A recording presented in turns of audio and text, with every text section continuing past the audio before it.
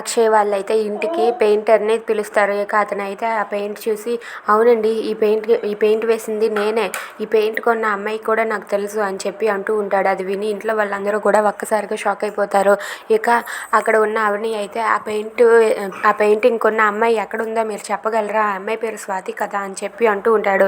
అది విని ఆ అమ్మాయి స్వాతి కాదండి, ఆ అమ్మాయి పేరు ఆకృతి, ఆ అమ్మాయి ఇంటి అడ్రస్ ఇస్తాను ఇదిగోండి అని చెప్పి ఆ ఇంటి అడ్రస్ని అయితే ఇస్తాడు. అది విని అక్కడ ఉన్న పల్లవి అయితే ఒక్కసారిగా షాక్ అయిపోతుంది. ఇక వాళ్ళందరూ కూడా ఆ ఆకృతి ఇంటికి అయితే వెళ్తారు. ఇక డోర్స్ని ఓపెన్ చేసి ఉండేసరికి వాళ్ళందరూ కూడా లోపలికి వెళ్తారు. ఇక అక్కడే ఉన్న ఆకృతి అయితే దాక్కుని ఉంటుంది.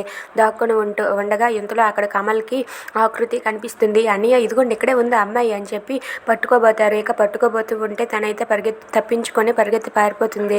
అలా పారిపోతూ ఉంటే తన వెనకేలే అక్షయ్ అలాగే కమల్ వాళ్ళు కూడా పరిగెత్తుతూ ఉంటారు. ఇక ఆ అమ్మాయి ఆకృతి అయితే పల్లవి దగ్గరికి వచ్చి, ఏంటి వీళ్ళు వస్తున్నారని ముందుగా నాకు ఇన్ఫర్మేషన్ చేయాలి కదా, ఎందుకు చేయలేదు నువ్వు, ఇప్పుడు నేను అడ్డంగా బుక్ అయిపోయాను, నేను కానీ దొరికాను అనుకో నీ పేరే చెప్తాను ముందు అని చెప్పి పల్లవితో అంటుంది. అది విని పల్లవి అయితే ఒక్కసారిగా షాక్ అయిపోతుంది.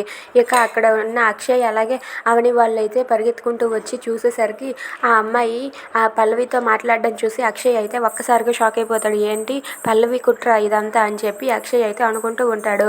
If you like this video please like, share and subscribe. Thanks for watching.